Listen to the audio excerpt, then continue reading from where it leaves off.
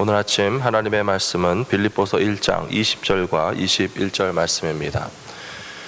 신약성경 빌립보서 1장 20절, 21절 말씀 봉독해 드리겠습니다. 나의 간절한 기대와 소망을 따라 아무 일에든지 부끄러워하지 아니하고 지금도 전과 같이 온전히 담대하여 살든지 죽든지 내 몸에서 그리스도가 존귀하게 되게 하려 하나니 이는 내게 사는 것이 그리스도니 죽는 것도 유익함이라. 아멘. 할렐루야. 좋으신 하나님을 찬양합니다. 안녕히 주무셨습니까? 신년 초에 여러 가지로 바쁘시죠?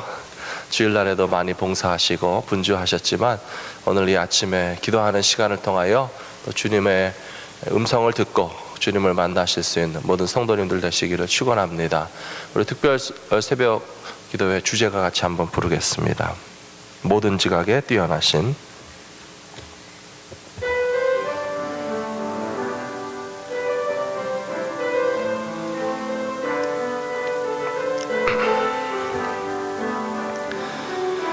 모든 지각에 뛰어나신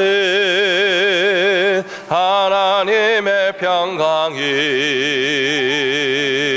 예수 안에서 나의 마음과 나의 생각을 지키리. 아무것도 너는 염려치 말고 오직 기도와 간구로 하나님께 너의 구할 것을 감사함으로 하뢰라. 모든 지각에 뛰어나신 하나님의 평강이 예수 안에서 나의 마음과 나의 생각을 지키리. 아무것도 너는 염려치 말고 오직 기도와 간구로 하나님께 너의 구할 것을 감사함으로 하래라. 아무것도 너는 염려치 말고 오직 기도와 간구로 하나님께 너의 구할 것을 감사함으로 하뢰라. 아멘. 기도하실 때에 아무것도 염려하지 말고 오직 감사함으로 아뢰시는 저와 여러분 되시기를 부탁드립니다. 올해 들어서 우리 신앙생활의 주제로 나눔과 섬김의 공동체라고 하는 말씀을 어저께 나누었습니다. 나눔과 섬김의 본질은 돈이 아니고 빵이 아닙니다. 우리 가운데 예수님이 계셔야 됩니다. 내 안에 예수님이 계시면 나눠줄 것이 있고 내 안에 예수님이 안 계시면 돈이 많아도 안 나눠주고 빵이 있어도 못 나눠줍니다. 예수님을 모시고 살아가심으로 나누어 줄 것이 많이 있는 저와 여러분 되시기를 축원합니다. 또 특별 새벽 기도의 주제는 환난 중에도 기뻐하는 법입니다. 이제 세 번쯤 나오셨는데 환난 중에 기뻐하는 법을 조금 배우셨나요? 오늘도 환난 중에 기뻐하는 법을 깨닫고 배우고 가셔야 됩니다. 그냥 새벽 기도에 갔다 왔다 그거 가지고는 100점을 드릴 수가 없습니다. 환난 중에 기뻐하는 법을 조금 배우셨으면 오늘 새벽에 참 잘 나오신 겁니다. 아마 이 아침에 나오신 우리 성도님들 가운데도 여전히 내 삶에 환난이 남아있는 것을 느끼실 겁니다. 그러시죠? 아직도 문제가 있으시죠? 어려움이 있으시죠? 나뿐만 아니라 우리 가정 안에도 환난이 아직도 존재하고 있고 우리 성도들의 삶을 지켜보아도 여전히 지금도 환난이 존재하고 있습니다. 아픔이 존재하고 있습니다. 주일날에도 교회 나오지 못하고 신년 초인데도 문제가 아직 해결되지 않고 새해가 밝았지만 소망보다는 근심의 무거운 짐을 지고 살아가는 성도들이 분명히 있습니다. 그 환난 가운데서 우리가 그래도 기뻐할 수 있는 비결과 소망을 주님이 주시지 않겠습니까? 그것을 오늘 말씀 가운데서 우리가 깨달아야 할 줄로 믿습니다. 문제가 하나 해결되면 또 다른 문제가 오게 되어 있고, 산을 갈 때에 고개를 하나 넘으면 또 다른 고개가 나타납니다. 한 고개 넘어서 조금 쉽게 편하게 갈까 하면 또 다른 고개가 앞에 기다리고 있어서 넘어가게 되는 것을 알게 됩니다. 그래서 우리 옛날에 들었던 동화 이야기에 그런 게 있잖아요. 떡 하나 주면 안 잡아먹지라고 하는 말이 있거든요. 아십니까? 어렸을 때는 그 이야기가 그냥 이상하고 무서운 얘기로 들려졌습니다. 이제 와서 생각해 보니 그것이 우리가 살고 있는 이 현실 세상에 닥치는 일들입니다. 떡 하나 주면 안 잡아먹지, 그런 사람들을 우리가 실제 세상에서 만나시지 않았습니까?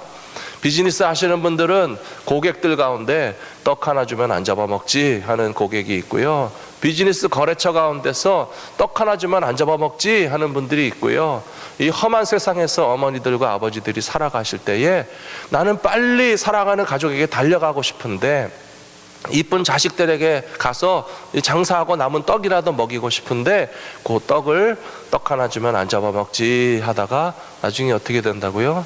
떡이 없으니까 엄마까지 잡아먹잖아요. 그런 무서운 현실 가운데서 우리가 살아가고 있는 것이 사실입니다. 그럼에도 불구하고 어떻게 우리가 환난 중에 기뻐할 수 있겠습니까? 그것을 사도 바울에게서 배워야 할 줄로 믿습니다. 사도 바울은 오늘 말씀 가운데서 고백하기를, 내가 살든지 죽든지 내 몸에서 그리스도가 존귀하게 되게 하려 하나니 라고 고백하고 있습니다. 사랑하는 성도 여러분, 나의 몸을 통하여, 나의 인생을 통하여 예수 그리스도가 존귀하게 되실 것을 소망하며 살아가는 자들은 환난 가운데서도 기뻐하는 비결과 능력을 배우시게 될 줄로 믿습니다. 다른데 목숨 걸고 살지 마십시오.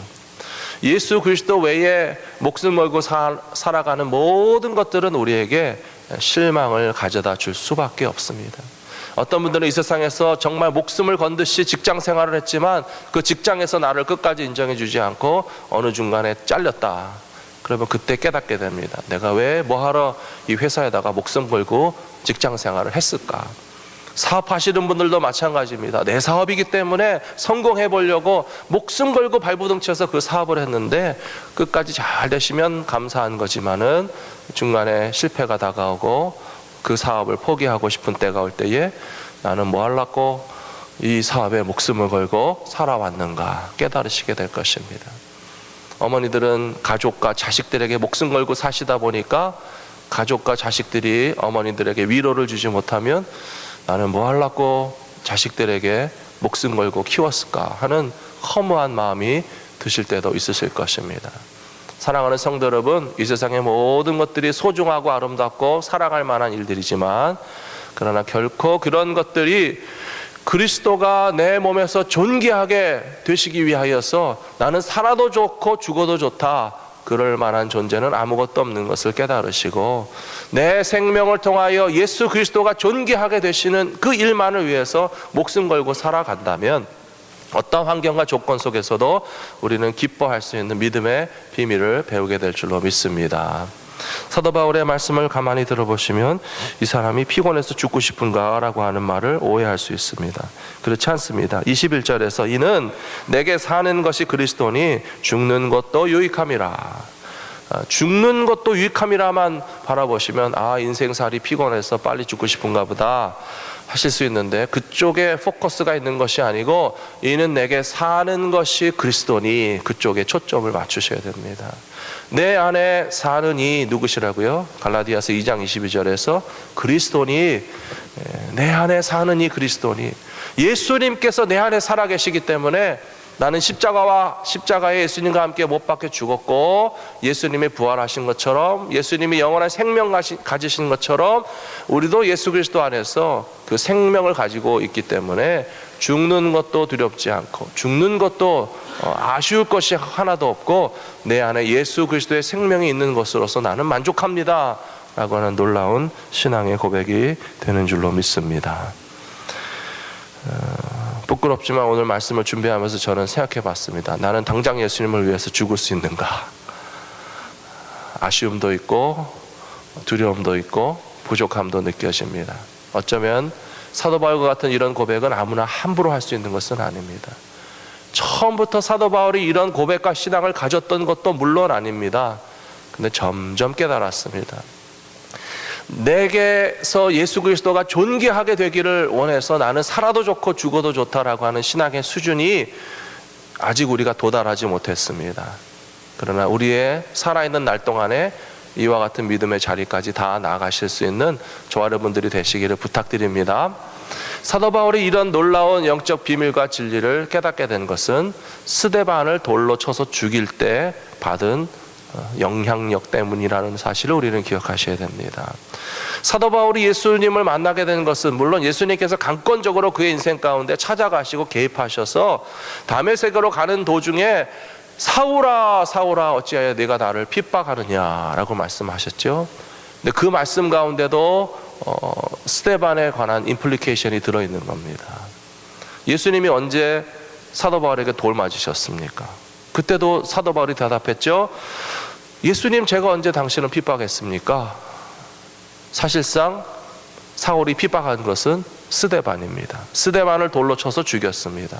근데 예수님께서는 스데반 집사가 돌에 맞아 순교하는 것을 나에게 대한 핍박으로 받아들이시고 사울아 사울아 어찌하여 네가 나를 핍박하느냐라고 말씀하셨습니다. 그렇다면 그 순간에 사도 바울이 깨닫게 되는 것은 뭐냐 하면 내가 돌로 쳐서 죽인 사람은 스데반이지만 스데반을 돌로 쳐서 죽임으로써 십자가의 원수로 행했고 예수님을 핍박한 죄를 지었구나 하는 것을 깨닫게 되었습니다. 그러면서 그 스데반의 죽어가던 모습을 또 생각하고 또 기억해 보니 이상한 것입니다. 돌에 맞아서 많은 사람들에게 비난을 당하고 조롱을 당하고 박해를 당하면서 죽는 사람의 얼굴이 어땠다고요? 천사처럼 빛이 났다고 그랬습니다. 사랑하는 성도 여러분, 저와 여러분의 삶 가운데 모든 환난이 아직 다 물러가지 않았지만 열린 하늘을 보고 우리 주님 바라볼 때에 저와 여러분의 얼굴이 천사처럼 빛나시게 되기를 축원합니다.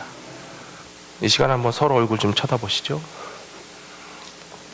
당신의 얼굴이, 따라해 보세요. 당신의 얼굴이 주님 안에서 천사처럼 빛이 납니다. 또 다른 사람에게 해보겠습니다. 당신의 얼굴이 주님 안에서 천사처럼 빛이 납니다. 아멘.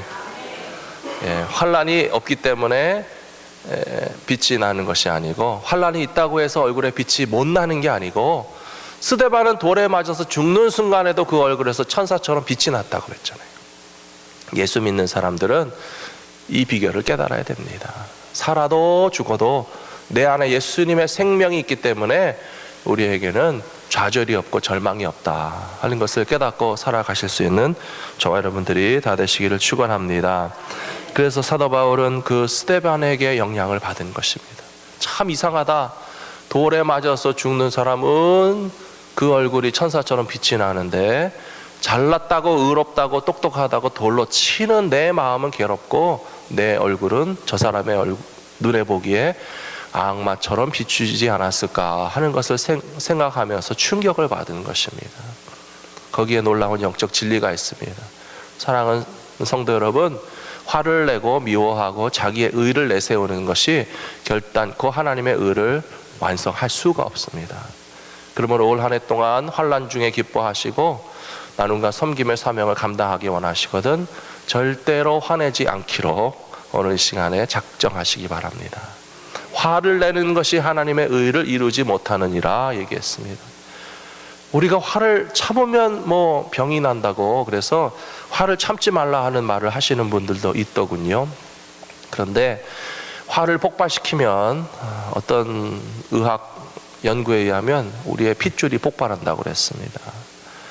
우리가 분노를 일으키면 혈압이 올라가니까 그 make sense 하는 것 같아요. 우리가 화를 내면 내 자신이 먼저 폭발하는 것이고, 우리가 화를 폭발시킴으로써 우리 주변에 있는 가족이 상처를 받는 것이고, 우리가 도무지 무슨 정의로운 존재라고 화를 폭발시켜야 할 이유가 전혀 없는 존재가 나 자신인 것을 인정하셔야 됩니다. 나는 화를 낼 수 있을 만한 자격이 있고 능력이 있다. 그랬다가 작년에 된통 당하신 분들이 많이 계시죠. 대한항공 사장님 딸이라도 소용없어요. 화를 내시면 손해입니다. 거기서 화를 내지 말았어야 본인이 살고 회사가 살고 아버지가 살았을 텐데, 내가 화내도 된다라고 하는 걸 생각하고 분노하고 폭발하고 마음껏 힘과 권력을 휘둘렀더니 그것이 더 세게 돌아온 거 자기 자신에게 돌아왔습니다. 그러므로 가정에서 절대로 화내지 않기로 작정하시기 바랍니다. 여러분의 비즈니스에서 화내시는 것을 가지고 뭐 직원들을 통제하고 혹은 고객들을 더 휘어잡을 거라고 전혀 생각하지 마세요. 화내는 직원이나 사장이나 비즈니스가 있는 곳에 아무도 가고 싶지 않습니다.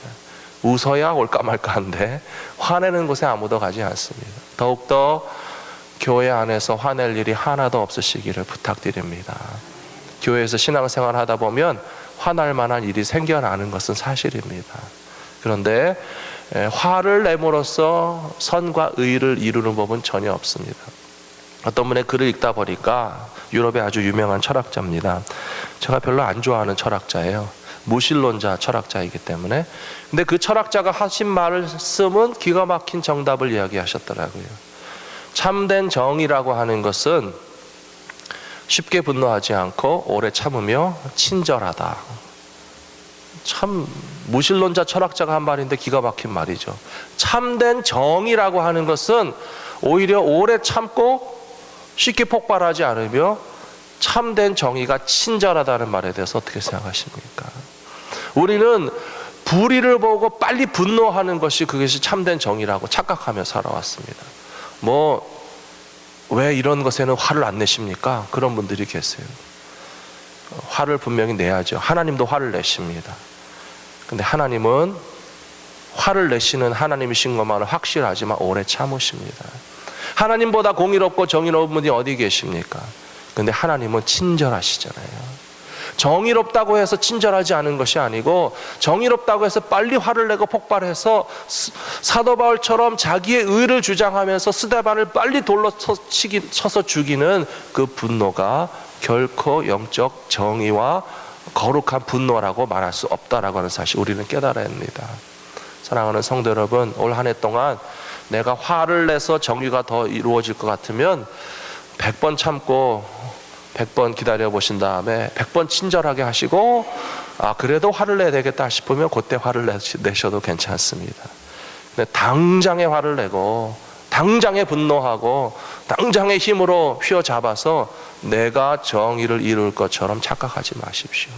하나님도 오래 참으시는데, 하나님의 정의가 친절하신데, 하나님은 죄인들을 향하여서 얼마나 긍휼과 자비를 베풀어 주시는데, 우리가 하나님보다 더 정의로운 것으로서 착각하지 말고 하나님의 의로우심을 이루는 일을 위하여 겸손하게 스데반과 같은 믿음의 삶을 살아가게 되면 우리의 생명이 살았으나 죽었으나 헛되지 않게 하시는 하나님의 능력이 나타나게 될 줄로 믿습니다. 스데반을 생각하면 참 아깝습니다. 7 집사님 가운데 가장 뛰어난 분이었습니다.